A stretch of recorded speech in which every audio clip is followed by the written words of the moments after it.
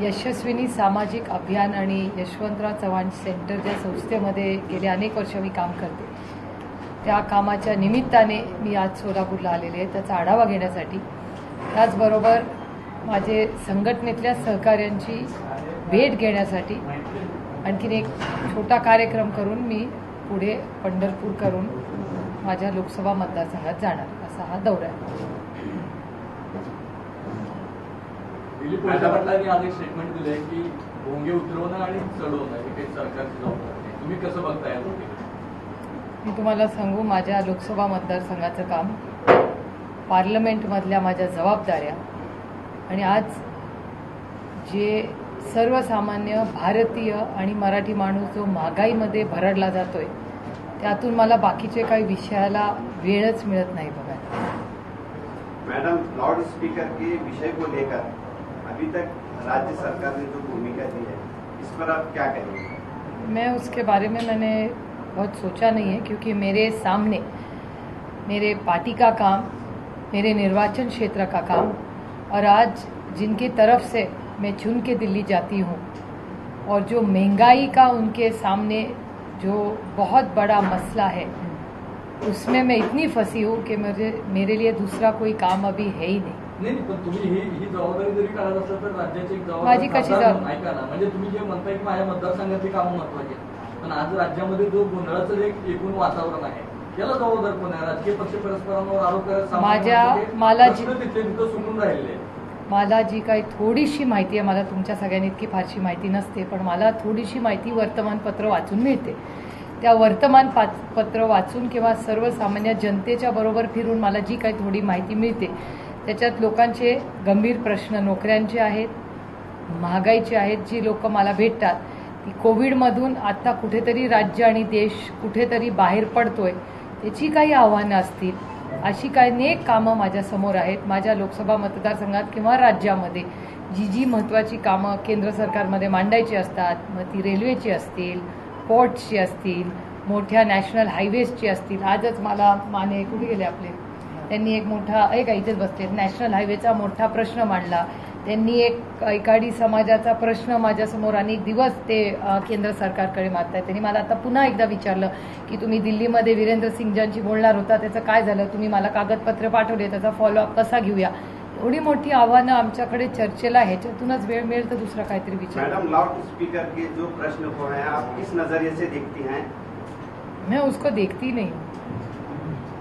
शरद पवारांनी एक पत्र सोलापूरच्या अधिकाऱ्यांना दिलं की विमानतळाच्या संदर्भात जी सिद्धेश्वर कारखान्याची चिमणी आड येते तर ती पाडली जाऊ नये अशा प्रकारचं पत्र दिलं असा आरोप होतोय आणि तसं पत्रही काही जणांनी व्हायरल केलं. तर यातली सत्यस्थिती काय आहे किंवा आपल्याला माहिती असलेली स्थिती काय आहे?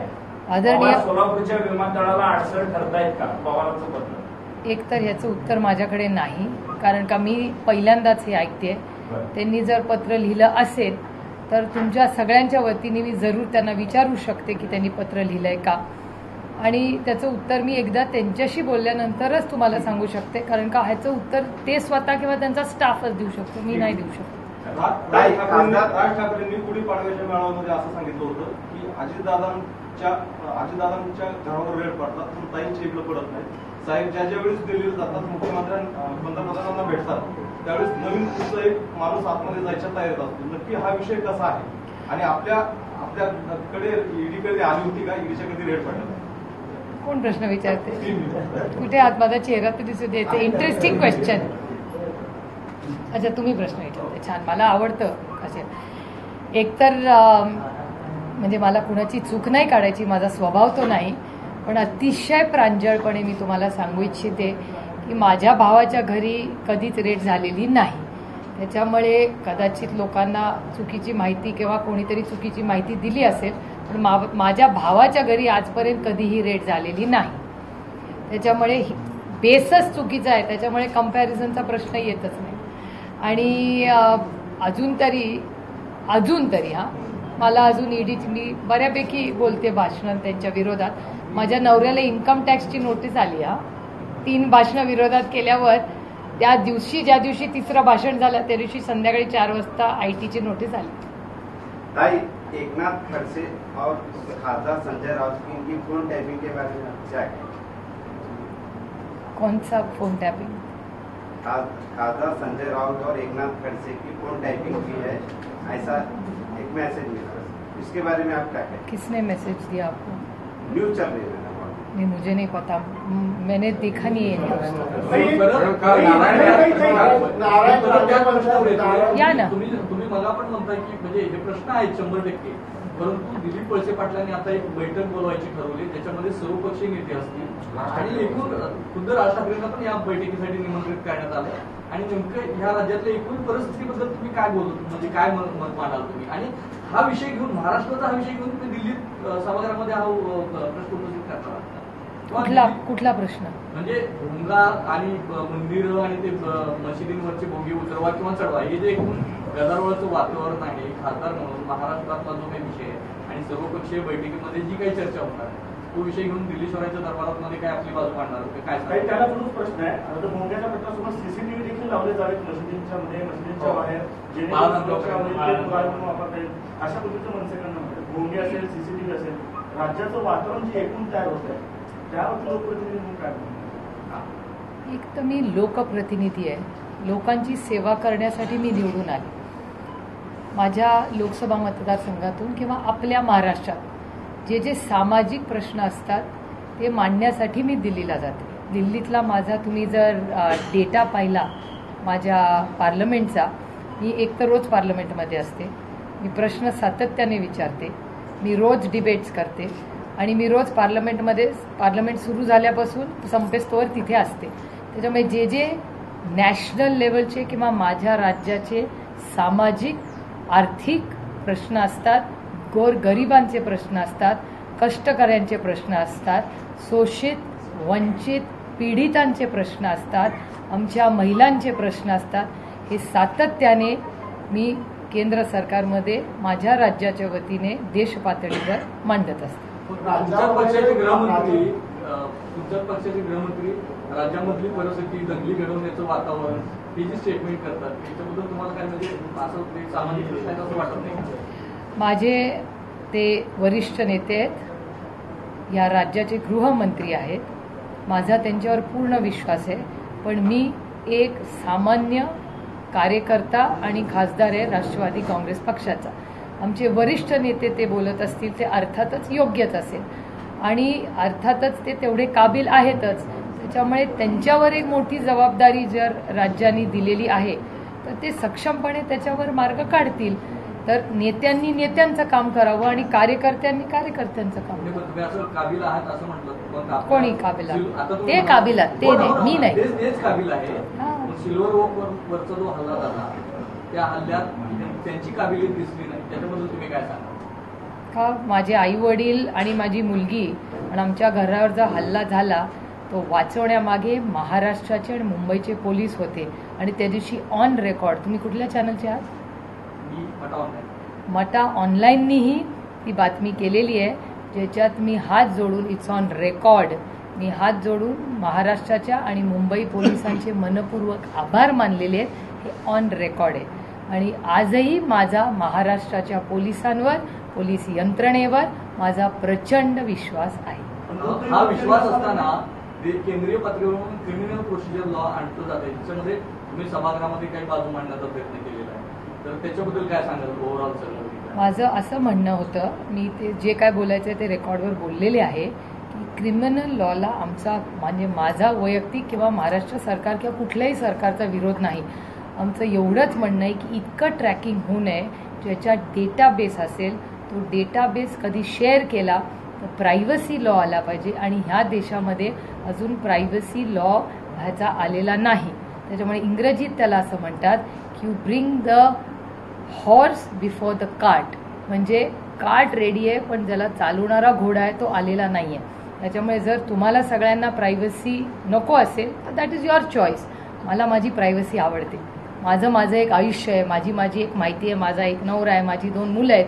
मला असं नाही वाटत की आमच्या चौघांच्या प्रायव्हसी ही सगळ्या दुनियेला माहिती असावी, असं आमचं चौघांचं वैयक्तिक प्रांजळ मत आहे. आणि जगामध्ये कुठेही तुम्ही गेला, जिथे इथे हा लॉ आहे तिथे प्रायव्हसी लॉ ही कार्यरत आहे. त्याच्यामुळे आमचं एवढंच म्हणणं आहे की जरूर तुम्ही असे कायदे आणावे, जर ते आपल्या देशासाठी राज्यासाठी चांगले असतील तर जरूर त्याची अंमलबजावणी व्हावी. पण आमच्यासारखे काही लोक आहेत ज्यांना प्रायव्हसी ही महत्त्वाची वाटते आणि ती आम्ही रिस्पेक्ट करतो एकमेकाची, तेवढी प्रोटेक्ट करावी एवढीच आमची प्रांजळ भूमिका होती. राजकीय स्वार्थासाठी नाही, कशासाठी दुरुपयोग होतो. मी क्रिप्टो करन्सीवर बोलले होते तेव्हा क्रिप्टो करन्सीवर पहिली खासदार त्याच्यावर बंदी आणा म्हणणारी मी आहे केंद्र या देशामध्ये. त्याला 30 एक मिनिट हा प्रश्न संपू इफ यू डोंट माइंड. तुमच्या प्रश्नाचं उत्तर देईन मी, पण let me just complete crypto करन्सीवर बॅन आणा किंवा आज जर तुम्हाला एवढा तो वाईट वाटत असेल तर तो करा असं मागणारी मी पहिली खासदार आहे. त्याच्यानंतर निर्मलाजींचं म्हणणं होतं की क्रिप्टो करन्सी वाईट आहेच, पण मग त्याच्यावर 30% टॅक्स कशाला लावत्या. कालचं त्यांचं स्टेटमेंट आहे IMFच्या मीटिंगमधलं की क्रिप्टो करन्सी ही वाईट आहे. मला असं वाटतं त्याच्यावर टोकाची भूमिका घेऊन काहीतरी निर्णय घ्यावा लागेल. अशा अनेक आयडिया एक्सचेंज पार्लमेंटमध्ये होतात, त्याच्यासाठी तर पार्लमेंट आहे. एक मिनिट, त्यांना स्मार्ट सिटी बद्दल काहीतरी विचारायचं होतं. केंद्र सरकारने स्मार्ट सिटी योजनेअंतर्गत देशामधल्या 100 सिटीजना पैसे दिले, तर या पैशाचं काही ऑडिट होतंय की नाही किंवा झालेल्या कामाचं काही देखभाल होती की नाही, हे काम योग्य रीतीने झाले का नाही याची काही नियमावलीच नाही. राज्य सरकार केंद्रावर ढकलते, केंद्र महानगरपालिकेवर ढकलते, महानगरपालिकांनी एक कंपनी स्थापन केली त्यांच्यावर ढकलते. या सगळ्या याच्यामध्ये मोठ्या प्रमाणावरती गैरव्यवहार झालाय. निदान सोलापूरच्या बाबतीत तरी आमचं असं मत आहे की 1000 कोटी येऊन ते त्यातले बरेचसे तिकडं वायपटच खर्च झालाय. त्या खर्चाचं कुठलं ऑडिट नाही, कामाचा दर्जाही तपासला जात नाही. केंद्राचा निधी आणि आपण केंद्रामध्ये नेतृत्व करता एका पक्षाचं म्हणून आपल्या कानावर घातलं, त्याचा जाब कधी केंद्र सरकारला विचारला जाईल का? मला अतिशय आनंद वाटला तुम्ही हा प्रश्न विचारला, माझ्या जिव्हाळ्याचा प्रश्न. मी अमृत सिटी आणि स्मार्ट सिटीच्या विरोधात अनेक वेळा संसदेत बोलले. हा पक्षाचा विषय नाहीये, हा देशाचा विषय. कोण सत्तेत आहे ह्याचा हा विषयच नाही. मी विरोधक म्हणून म्हणत नाही, पण 50,000 कोटी रुपये स्मार्ट सिटीसाठी आणि 50,000 कोटी म्हणजे 1,00,000 कोटी रुपये हे या 2 स्कीम्समध्ये केलेले आहेत.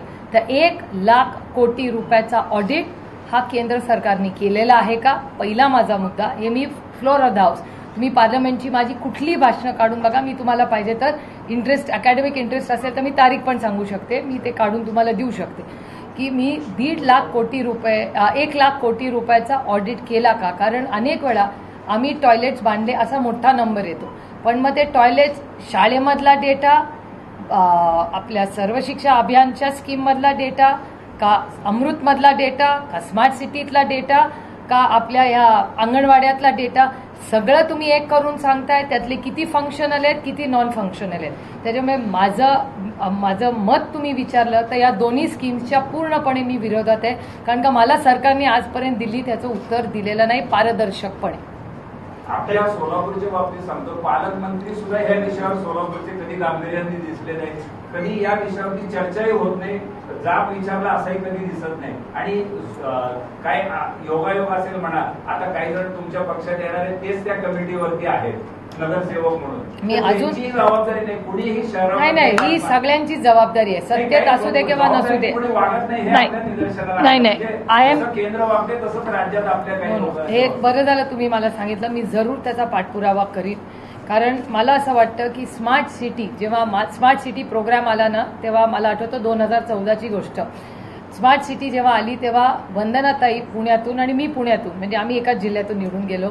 आम्ही आदरणीय पवारसाहेबांना विनंती केली की तुम्ही प्लीज केंद्र सरकारशी बोला आणि पुणे आणि पिंपरी चिंचवड पण स्मार्ट सिटीमध्ये घालून द्या. आमचा असा एक भाबडा गैरसमज होता की स्मार्ट सिटी म्हणजे काय, की पूर्ण शहर स्मार्ट करणार आणि त्याच्यातून पूर्ण शहरात अंमलबजावणी आणणार. त्याच्यानंतर अभ्यास केल्यानंतर वंदनाताईंच्या माझ्या लक्षात आलं की जेव्हा सिटी स्मार्ट करतात तेव्हा ते पुरं शहर अडॉप्ट करत नाहीत, 40,000चा एक ब्लॉक घेतात.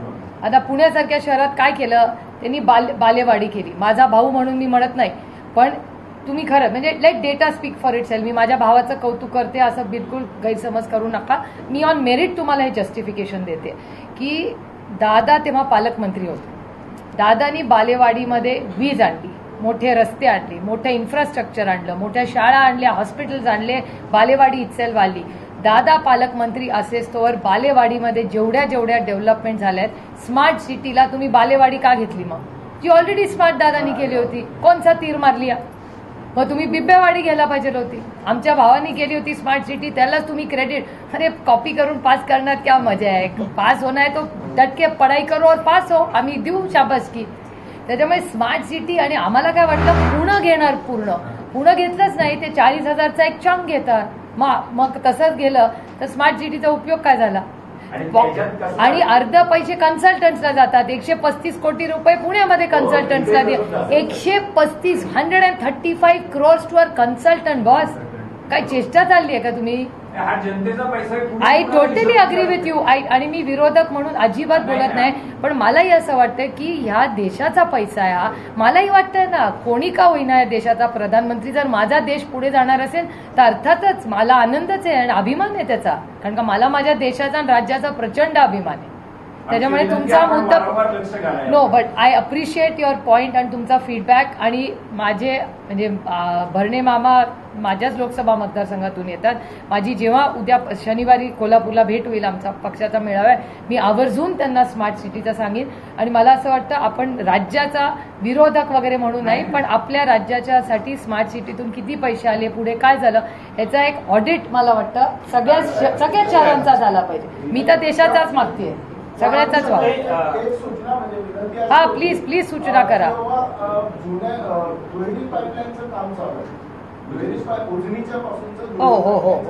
त्याच्यासाठी पैसे आले केंद्राकडून राज्याकडून, पण जॅकवेलचं जे काम आहे ते उन्हाळ्यामध्येच होणं अपेक्षित आहे. पण अधिकाऱ्यांमध्ये समन्वय नसल्यामुळे ते काम होत नाही. गेली 2 वर्ष झालं. नाही, कुठल्या जॅकवेलचं काम कोण करते? स्मार्ट सिटी कडूनच होतं. अच्छा, स्मार्ट सिटीज करते. ओके. हे जर का वेळेच्या आत झालं तर अगदी पावसाळ्यामध्ये देखील ते काम पूर्ण होऊ शकतं. पैसे आले सगळे अधिकाऱ्यांमध्ये समन्वय. कुठल्याच अधिकाऱ्यात समन्वय. एमजीपीचे अधिकारी यांना जुमानत नाही स्मार्ट सिटी, आणि स्मार्ट सिटीचा जो अधिकारी आहे तो पालिका आयुक्तांना विचारत सुद्धा नाही. पण हा मी तुम्हाला सांगू, हा स्मार्ट सिटीचा तो तुम्ही जो प्रॉब्लेम मांडताय ना, हो सातत्याने देशात सगळीकडे. I totally agree with you. एक पॅरलल यंत्रणा चालत राहते, एक म्हणजे डिसिजन मेकिंग बॉडीज. मग मला सांगायला होतं की तुम्ही नाही केलं, तुम्ही म्हणणार मी नाही केलं. अकाउंटेबिलिटी स्टॉप होत नाही. Correct, absolutely right. पण हे जॅकवेलचं आहे ते मी जरूर मामांच्याही निदर्शनात आणीन, आणि दादाला पण या विषयाचा खूप अभ्यास असतो, मी दादाच्या निदर्शनात आणून दिले. ज्या कारणाने सोलापूर शहराचा दौरा केलाय ते कारण सफल झालं. मी तुम्हाला सांगू, मी दौरा हा करते. म्हणजे मला स्पष्ट बोलायचं आहे, पण मी बोलू पण शकत नाही. असं पण असतं आयुष्यात. मला आज खरं मनापासून आनंद वाटतंय की एका पत्रकाराला तसं वाटतंय. मला काय आता एवढं दुःख होत नाही हो. तुम्हीच सगळ्यांनी मला घट्ट केलंय आता. गणेश नाईक जे आहेत भाजपचे आमदार, त्यांच्यावरती एक गुन्हा दाखल झालेला आहे आणि त्या गुन्ह्यामध्ये ते सत्र न्यायालयाने त्यांचा अटकपूर्व जामीन अर्ज देखील फेटाळलेला आहे आणि ते सध्या नॉट रिचेबल आहे, ते थोडक्यात फरार आहे. तर एका महिलेवर अत्याचार झाल्यानंतर ते फरार आहेत. या संदर्भात राष्ट्रवादी काँग्रेस म्हणून किंवा एक महिला प्रतिनिधी म्हणून काय आपलं मत असेल? मी तुम्हाला सांगू, ह्याच्यावर मी राष्ट्रवादी काँग्रेस पक्ष म्हणूनही मत देणार नाही आणि मी एक महिला खासदार म्हणून पण देणार. मी एक महिला आणि माणुसकीच्या नात्याने फक्त देऊ शकते, कारण हे अतिशय दुर्दैवी. आणि मला एका गोष्टीचं काय वाईट वाटतं की एका आमच्या भगिनीवर असं एक तर झालेलं आहे, ज्या रीतीने आमच्या महिला भगिनीचे फोटो वगैरे बाहेर आलेले, हे माझ्या मनाला किंवा माझ्या संस्कृतीला न पटणार आहे. म्हणजे तुम्हाला जर सगळ्यांना दाखवायचं असेल, फोटो व्हायरल करायचा असेल, त्याच्यावर मी कोणाच्या मॉरॅलिटीबद्दल बोलणार. पण हे दुर्दैव आहे की अशा गोष्टी समाजात होतात.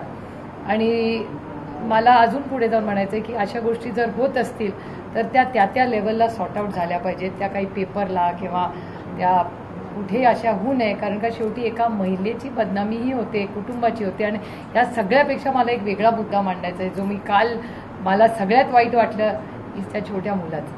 त्याचा विचार आपण कधीच करत नाही. जेव्हा आरोप प्रत्यारोप होता ना, ते कुटुंब आणि त्या कुटुंबातली मुलं कशातून जातात याच्याबद्दल मी संवेदनशील आहे. कारण का कधी कधी मीही विक्टिम राहिलेले आहे आणि आज माझी दादाची मुलंही विक्टिम होतात. म्हणजे 5 जे तरी मोठे झालेत, माझी मुलं थोडीशी आता मोठी झाली आहेत, पण तरी आमची 4 मुलं ही कशातून अनेक वेळा जातात हे मला, दादा आणि वहिनी आणि सदानंदलाच माहिती आहे. त्याच्यामुळे मी कधी कोणाची मुलं जेव्हा असतात ना त्याच्यात मी कधी बोलत नाही. आणि माझ्यावर कैलासवासी यशवंतराव चव्हाण यांचे संस्कार आहेत.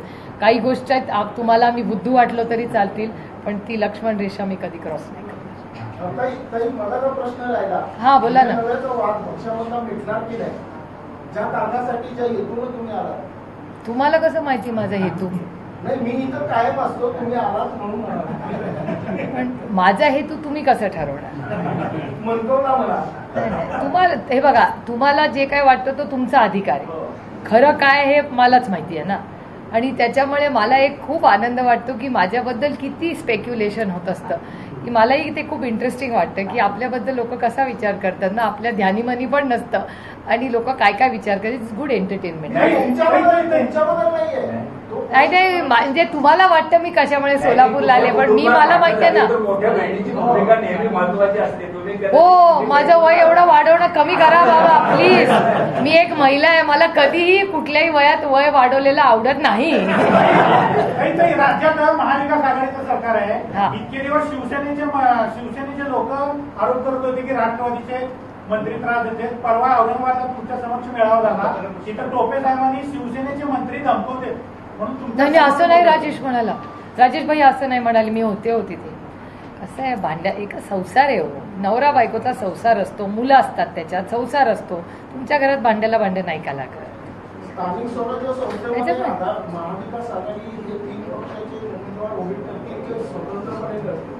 तुमच्या एडिटोरियलची जेव्हा मीटिंग होते तेव्हा तुम्ही मला सांगणार का तुम्ही काल आज काय बोलला? अजून एक प्रश्न आहे.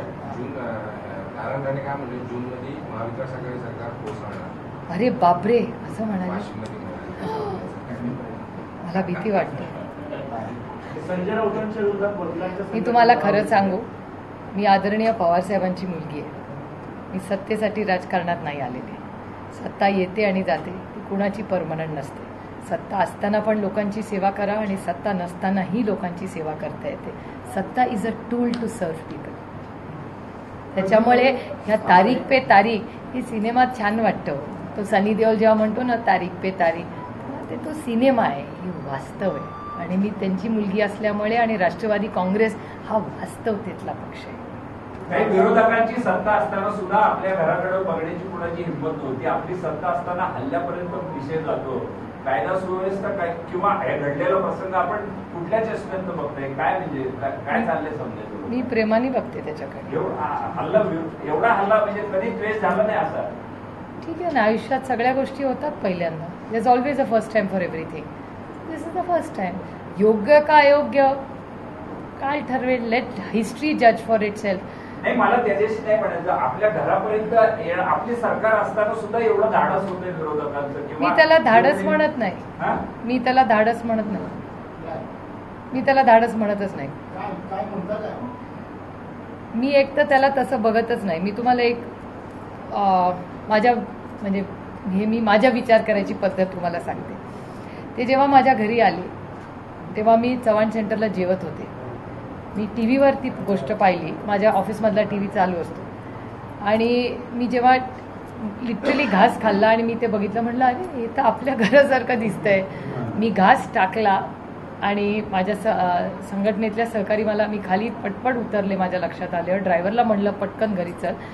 आम्ही दोघी गाडीतून घरी गेलो. घरी गेल्यावर ट्रॅफिक जॅम झाला होता कारण का त्यातले काही लोक घरावर होते. पण मी माझ्या मुलीला फोन करत होते कारण का मला माहिती आहे की एक तर आमच्या घरात एवढी सिक्युरिटी नसतेच. आमच्या घरात या सगळ्यांना माहिती आहे की तुम्ही घरी आला आमच्या की आमच्या वडिलांचं ऑफिस बाहेरूनच दिसतं. म्हणजे ते घरात आहेत का नाही हे बाहेरून या सगळ्यांना म्हणजे उभ्या महाराष्ट्राला ते माहिती आहे. मी काही नवीन सांगत नाही, तुमच्या मीडियावाल्यांना पण माहिती आहे. आणि आमची कुटुंबाला सिक्युरिटी ही एवढ्यासाठी आम्ही ठेवत नाही की ती लोकांना इंटिमिडेट करते असं आम्हाला वाटतं की हे आपले लोक आहेत, ह्यांच्याकडून आपल्याला कसली भीती. आणि त्याच्यामुळे कधी आमच्या घरात तसं कल्चर राहिलेलं नाही. दादानी ते कधी पाळलेलं नाही. बाबा आदरणीय पवारसाहेबांनी नाही, आम्ही कोणीच नाही. माझी आई आजही कुठेही स्वतः एकटी फिरत असते. आणि त्याच्यामुळे आमच्या कुटुंबाचं ते कल्चर तसं आहे. आणि ते जेव्हा आले तेव्हा मी माझ्या मुलीला फोन केला. माझी मुलगी म्हणली हो असं वाटतंय काहीतरी मोर्चा येतोय. आणि तिने माझ्या आईनी सगळं घर तेव्हा मॅनेज केलं. माझे वडीलही त्या घरात होते त्या दिवशी आणि ते तिघं घरात होते. आणि आमच्या घरात सहकारी करणारे आमचे लोक, बाबांचे PA आणि 3 एक पोलीस होते. मी त्या 3 पोलिसांचेही आभार मानले त्या दिवशी, कारण त्या तिघांनी खरंच यांना खूप विनम्रपणे विनंती केली. आणि मी जेव्हा तिथे गेले तेव्हा मला असं वाटलं की शेवटी कुठलाही तो मॉब असेल त्याला शेवटी असं वाटतं की चांगलं किंवा वाईट काही असलेल तरी त्याच्या शेवटी the buck stops at Sharad Pawar. त्याच्यामुळे मी त्या पद्धतीने त्यांना त्याच्याकडे बघते असं एक. आणि दुसरं, ती जी पद्धत कदाचित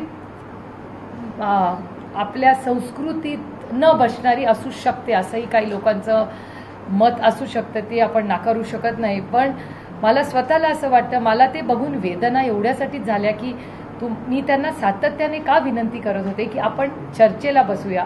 कारण का मी शांततेच्या मार्गाने, मी महात्मा गांधीचं नाव आणि चव्हाण साहेबांचं नाव उगीच घेत नाही, ते भाषणापुरतं घेत नाही. मी त्यांच्यावर खरंच माझे संस्कार, त्यांचे संस्कार माझ्यावर आहेत, त्यांच्या विचारांवर मला पूर्ण विश्वास आहे. आणि त्याच्यामुळे मला असं वाटतं जो काही प्रश्न असेल तो चर्चेतूनच मार्ग निघू शकतं. आणि जेव्हा आपण अस्वस्थता किंवा अशा गोष्टी वेदना होतात, आपण कोविडमधून आत्ताच बाहेर पडतोय. त्याच्यामुळे आता स्टॅबिलिटी ही अतिशय महत्त्वाची आहे. एक नवीन शब्द निघालाय, न्यू वर्ल्ड ऑर्डर. देशामध्ये, जगामध्ये ही न्यू वर्ल्ड ऑर्डर उक्रेन आणि रशियाच्या परिस्थितीमध्ये जी झालेली आहे, तेलाचे भाव असतील, महागाई असेल, या सगळ्यामुळे प्रचंड जगामध्ये अस्वस्थता आहे. आणि कुठल्याही देशामध्ये, राज्यामध्ये अस्वस्थता झाली तर त्याचे इन्व्हेस्टमेंटवर इफेक्ट करतं. एक असा एन्व्हायरमेंट असली पाहिजे जी हॅपी आहे. तुम्ही दादाचं भाषण ऐकलं किंवा वाचलं असेल, दादा मागच्या आठवड्यात 2-3 वेळा सातत्याने हॅपी इंडेक्सबद्दल बोलतोय. तो हॅपी इंडेक्स का दादा बोलतो?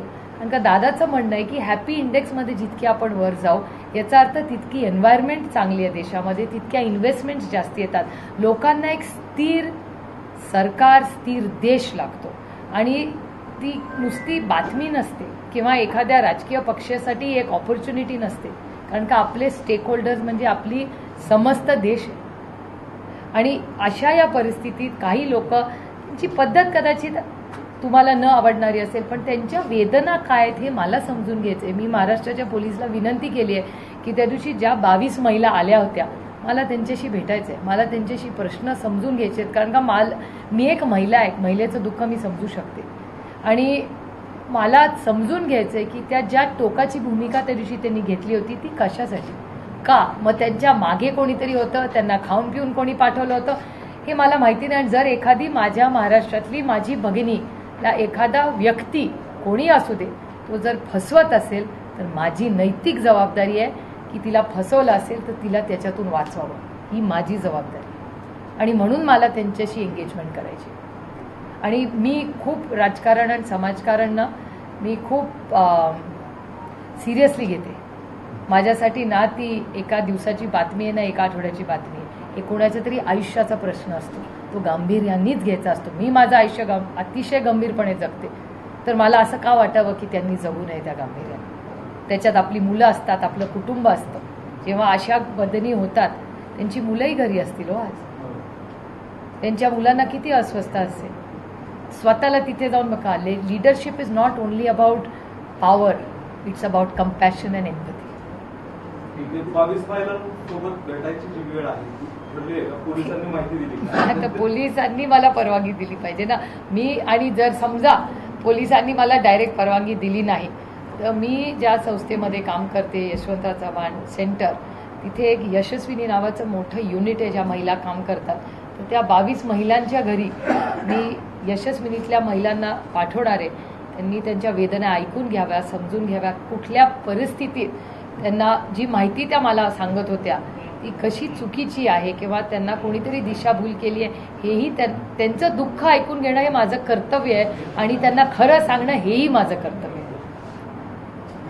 संजय राऊत यांच्या विरोधात उच्च न्यायालयाच्या वकिलांची संघटना जी न्यायालयात दिलेली आहे, आव्हान याचिका दाखल काय काय काय संजय राऊत यांच्या विरोधात वकिलांच्या संघटनेनं आव्हान याचिका दाखल केली आहे न्यायालयाच्या विरोधात वक्तव्य केल्याप्रकरणी. आणि त्याच्यामध्ये दिलीप वळसे पाटील, उद्धव ठाकरे, रश्मी ठाकरे यांचं देखील नाव घेतलं. भाजपच्या नेत्यांना फक्त माफ न्यायालय देतं अशा पद्धतीचं वक्तव्य संजय राऊत यांनी. पण बाकीच्यांची नावं पण घातली आहेत. कोण आहे हा वकील? बार काउन्सिलने पूर्ण bar council, Mumbai bar council Mumbai bar काउन्सिलने असं केलंय? रिली? राहुल गांधी हे मातोश्रीवर येणार आहे अशी चर्चा पण आहे. हा चमत्कार नेमका घडतो कसं? चमत्कार कसला? विचाराचे हो, 2.5 वर्ष आम्ही एका सरकारमध्ये आहोत. मग राहुलजी आणि उद्धवजींची भेट होणार असेल ही चांगलीच गोष्ट आहे ना. चांगलं विचार मंथन होईल, धोरणांवर चर्चा होईल. उलट तुम्ही याचं स्वागत केलं पाहिजे की एका राज्याच्या विकासासाठी जर असे नेते एकत्र भेटून आपल्या राज्याचं भलं होणार असेल, आपल्या सोलापूरचं भलं होणार असेल तर बल्ले बल्ले या ना, चांगलंच आहे आपल्यासाठी.